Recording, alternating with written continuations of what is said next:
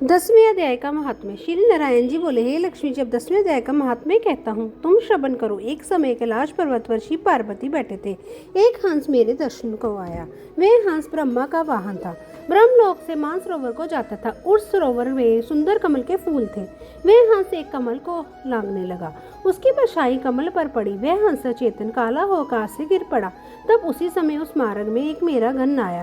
हंस को गिरा देखकर गण ने कहा, हे स्वामी, वह हंस आपके दर्शन को आया था, श्यावरण होकर गिर पड़ा है। गण मेरी आज्ञा से हंस को ले आया। मैंने पूछा, हे हंस, तो श्यावरण क्यों हुआ? हंस ने कहा, हे प्रभु जी, मैं आपके दर्शनों को आ रहा था। मानसरोवर में कमल के फूल खिले थे।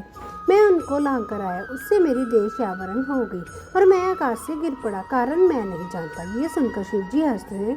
तब आकाशवाणी हुई कि हे शंभु जी, कमलिनी से पूछो, वह कहेगी। कमलिनी ने कहा, पिछले जन्म में मैं अप्सरा थी, नाम पद्मावती था। उस समय श्री गंगा जी के किनारे एक पंडित स्नान करके गीता जी के 10वें अध्याय का पाठ किया करता था। एक दिन राजा इंद्र का सिंहासन हिला। तब इंद्र ने मुझे आज्ञा दी कि जरूर जाकर उस पंडित की तपस्या भंग कर। आज्ञा पाकर मैं उस पिपर के पास गई। उस पिपर ने मुझे श्राप दिया कर कहा, हे पापीन, तू कमलिनी हो जा। उस समय मैं कमलिनी हो गई। तभी से मैं गीता के 10वें अध्याय का पाठ करती हूँ। उसी से मेरा तेज है कि मुझको लांघने वाला काला होकर अचेत हो जाता है। तब हंस ने कहा कि मेरा ये श्यामवर्ण कैसे श्वेत वर्ण होवे, और तूने इस कमल देह से छूटकर कैसे देवदेह पाई?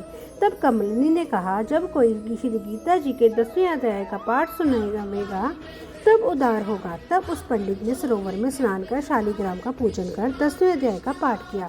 उसे हंस और कमलिनी ने सुना। तब उनका उदार तत्काल हुआ। हंस श्वेत हुआ, कमलिनी देव कन्या हुई।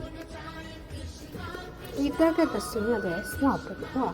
वीडियो अच्छी लगी हो तो वीडियो को लाइक और सब्सक्राइब करना ना भूलें।